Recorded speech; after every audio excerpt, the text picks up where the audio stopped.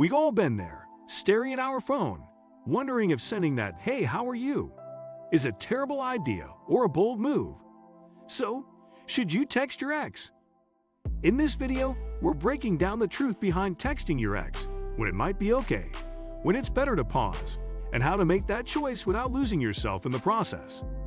Before we dive in, don't forget to like, subscribe, and hit the notification bell for more honest talk about breakups, healing, and real relationships. Let's get into it. The real reasons you want to text them. Before you hit send, let's get honest about why you really want to reach out. Most people tell themselves they just want to check in or be friends. But the reality is usually much deeper. You might be feeling lonely, especially during those late night hours when emotions run high. Maybe you saw something that reminded you of them, or you're going through a rough patch and your brain is romanticizing the comfort they used to provide. Another common reason is unfinished business. Perhaps the breakup was messy, things were left unsaid, or you feel like you need closure. Sometimes it's pure nostalgia kicking in, where you're remembering only the good times and conveniently forgetting why things ended. And let's be real, sometimes it's just physical attraction or missing the intimacy you shared. The most dangerous reason is when you're secretly hoping to rekindle things. If you're texting with even a tiny hope of getting back together, you need to pause and really think about whether that's realistic or healthy. Understanding your true motivation is crucial because it determines whether reaching out will help or hurt you in the long run. When you absolutely should not text your ex. There are specific situations where texting your ex is guaranteed to backfire. First, if you're drunk, emotional, or in any altered state, put the phone down. Decisions made in these moments rarely end well and often lead to regret and embarrassment. You're not thinking clearly, and whatever you send will likely come across as desperate or unstable. Never text your ex if they've explicitly asked for no contact. This isn't just about respect, it's about boundaries and potentially legal issues if they've made their wishes clear. If they've blocked you on other platforms, that's a massive red flag that texting is not welcome. Don't reach out if you're trying to make someone else jealous or if you're rebounding from another relationship. Using your ex as an emotional crutch or manipulation tool is unfair to everyone involved. Similarly, avoid texting if you're hoping to get back together but haven't addressed the fundamental issues that caused the breakup in the first place. If the relationship was toxic, abusive, or caused significant trauma, texting your ex can reopen wounds and set back your healing process. Your mental health should always be the priority. Also, don't text if they're in a new relationship unless it's absolutely necessary for practical reasons. This rarely ends well and often creates unnecessary drama, when it might actually be okay. There are some legitimate reasons to reach out to an ex, though these situations are less common than people think. If you share children together, communication is necessary, but it should remain focused on co-parenting and be as professional as possible. Keep emotions out of it and stick to logistics about schedules, school events, or important decisions about your kids.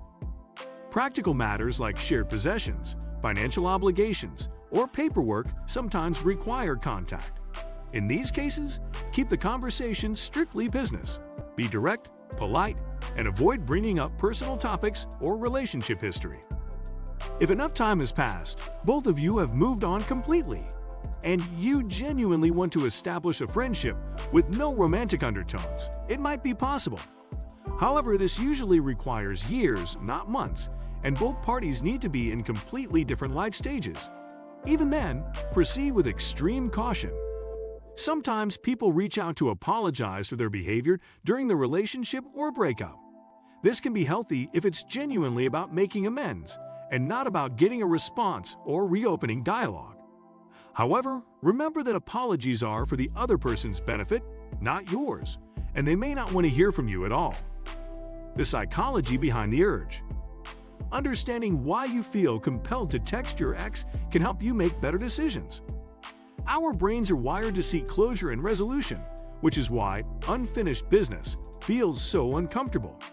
The relationship represented a significant investment of time, energy, and emotion, and our minds struggle to just let it go without some kind of resolution.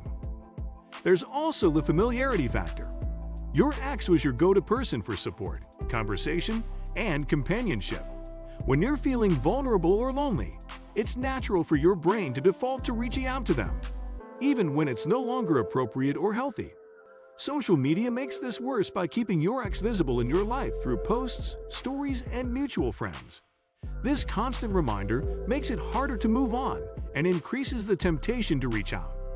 The dopamine hit from potential contact can become almost addictive, creating a cycle where you're constantly looking for reasons to engage. What usually happens when you do text? Let's talk about reality. In most cases, texting your ex doesn't lead to the outcome you're hoping for. Often, they either don't respond at all, which leaves you feeling rejected and worse than before, or they respond politely but distantly, making it clear they've moved on. Sometimes they respond positively, which gives you false hope and keeps you emotionally attached when you should be healing. This can lead to a painful cycle of sporadic contact that prevents both of you from fully moving forward. In worst-case scenarios, it leads to arguments, reopened wounds, or mixed signals that confuse everyone involved. Even if the conversation goes well initially, it rarely leads to meaningful reconciliation or friendship. More often, it just delays the inevitable process of letting go. Better alternatives to texting your ex. Instead of reaching out to your ex, try these healthier alternatives. If you're feeling lonely, call a friend, family member, or consider joining social activities where you can meet new people. If you need closure, write a letter you never send or talk to a therapist about your feelings. For nostalgia or missing them, create new positive experiences and memories.